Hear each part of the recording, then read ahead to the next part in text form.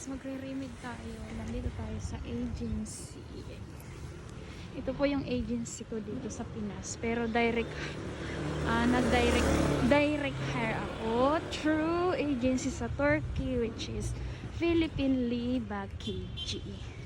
So, pupunta muna ako doon, bibili ako tubig. So, share ko muna sa inyo paano pumunta dito sa agency na ito. Ayan. So, ako kasi, manggagaling ako ng Bulacan. So, mag-i-stop ako sa LRT Monumento.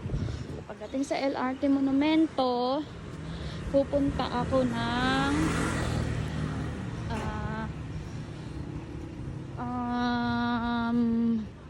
Hilpuyat. Ayan. Pagdating sa Hilpuyat, sasakay ka ng jeep PRC.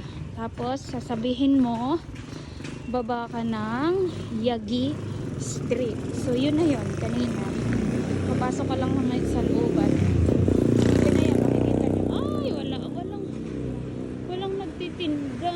Bibili ako tubig. So, makakabili ngayon. Kasi, naka-diet ako. Diet. Ito ata. Ako dahil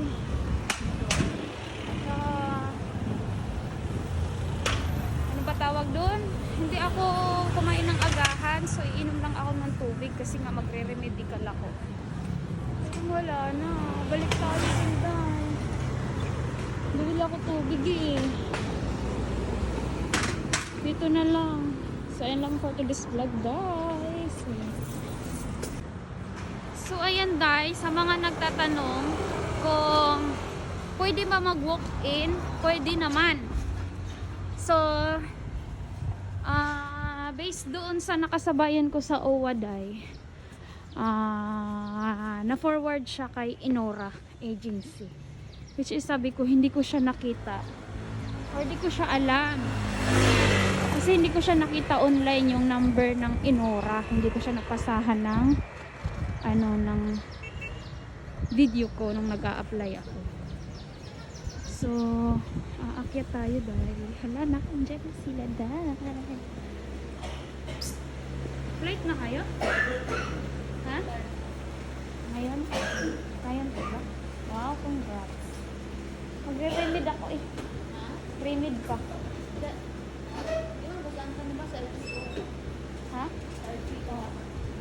Aakyat pa ako. Congrats!